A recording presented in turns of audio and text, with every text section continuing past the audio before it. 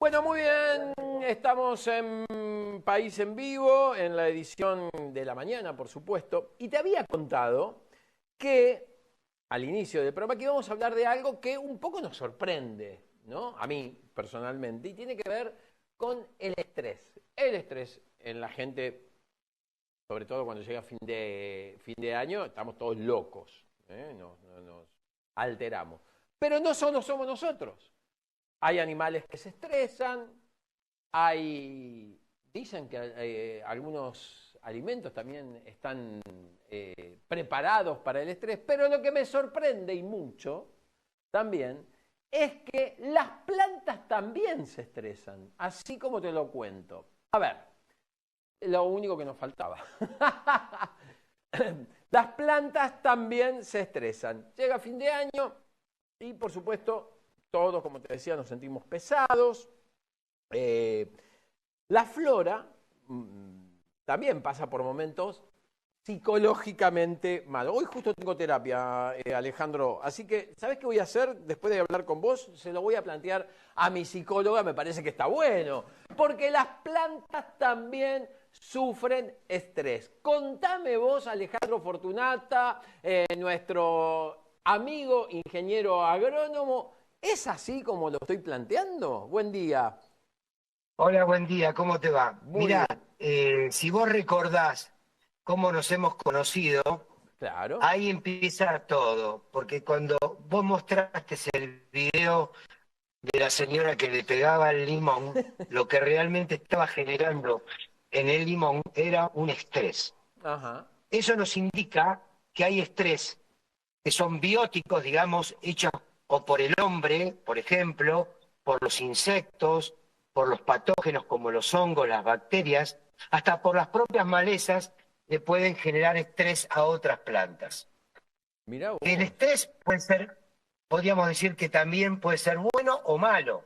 Y ahora voy a explicar un poquitito más al respecto. Con respecto a ese estrés biótico, hay mucha influencia, entonces, de agentes externos sobre la planta.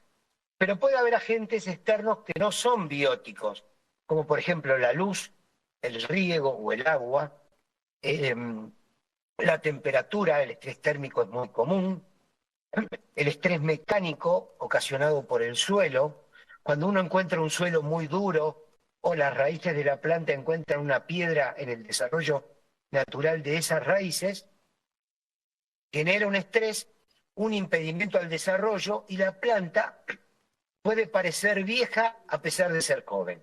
Es muy común que me pregunten, yo tengo una plantita de hace 2 o 3 años y la planta no me crece, no me desarrolla el árbol, no me desarrolla el frutal. Y cuando vamos a ver el problema es el suelo.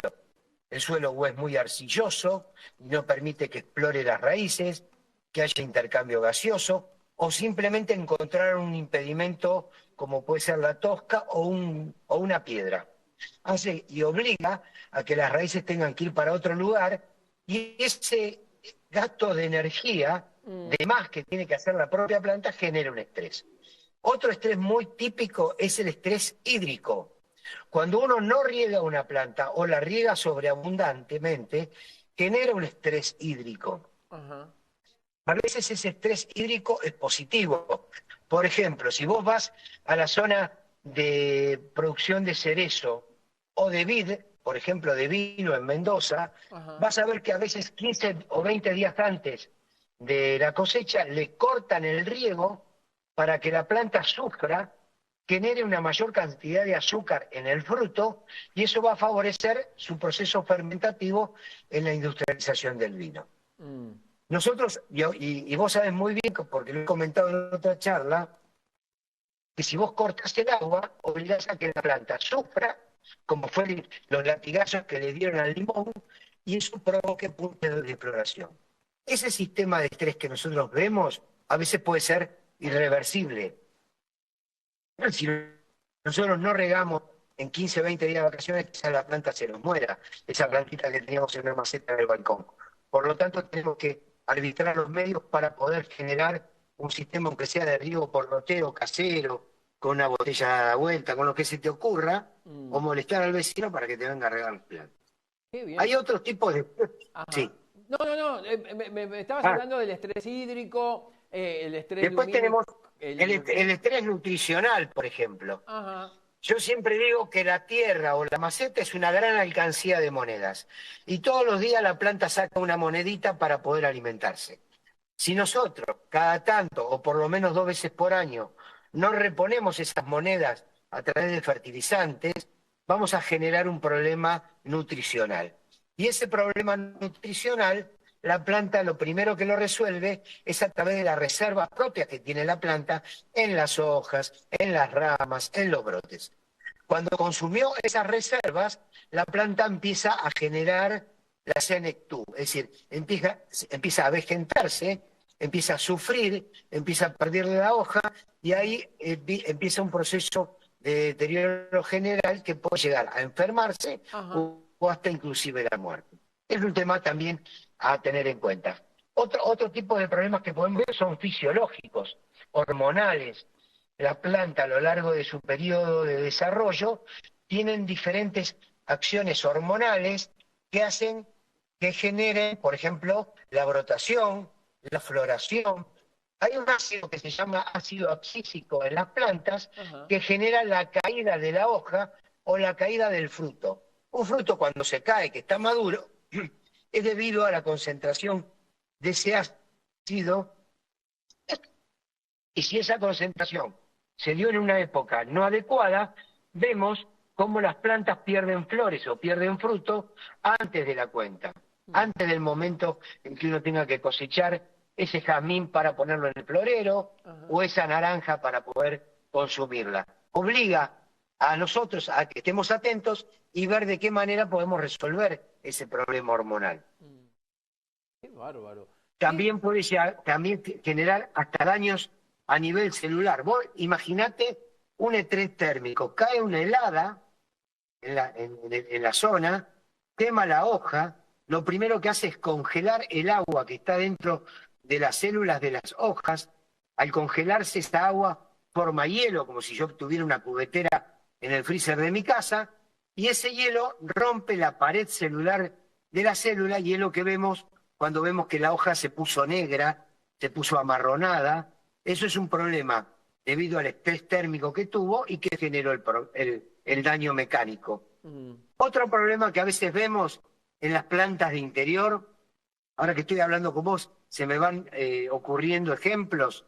Las plantas de interior o para interior requieren una temperatura mínima de 10 grados, entre 18 y 22, 24 son sí, temperaturas normales, sí, pero cuando en un ambiente, por ejemplo, o no tenemos la estufa prendida, o no tenemos estufa, o la pusimos en una galería y las sí. temperaturas fueron inferiores, empieza a generar un estrés térmico. Ajá. En algunos casos puede engrosar la pared celular, como en los limones que yo mencioné, que ese tejido blanco se engrosaba, o Sí. bien dañarse y directamente ponerse marrón la hoja, Es ¿no? bárbaro. Hay una planta que da una flor hermosa que se llama, yo la conozco comúnmente como violeta de los Alpes, que, por ejemplo, el violeta de los Alpes indica que tiene que estar en lugares quizás un poco más frescos. Cuando se compran o se crían esas plantas en lugares térmicos no favorables, se las guardan en la heladera para cuidarlas, por ejemplo, ¿no? Te comento, la violeta de los Alpes, el nombre científico es Cyclamen, la Ajá, pueden googlear y ver bien las características. Es sí. una planta de invierno, por lo tanto debe tener temperaturas bajas. Como se vende en maceta con una flor fabulosa, la Sí, gente tiende a tenerla adentro de la casa, claro. porque realmente es muy bonita, es muy decorativa. Yo lo que aconsejo es que a la noche lo dejen afuera, o en un balcón, o en un patio, o en un... Muchos temas que vamos a ir desarrollando a lo largo de la semana, pero más pendiente queda, me invitó a que vaya a andar en bicicleta por los campos de Durazno en San Pedro. ¿Eh? Así Sería, que sería un gusto para mí. por ahí nos vamos a ver seguramente. ¿Qué vamos el viernes que viene? ¿Se sabe el final?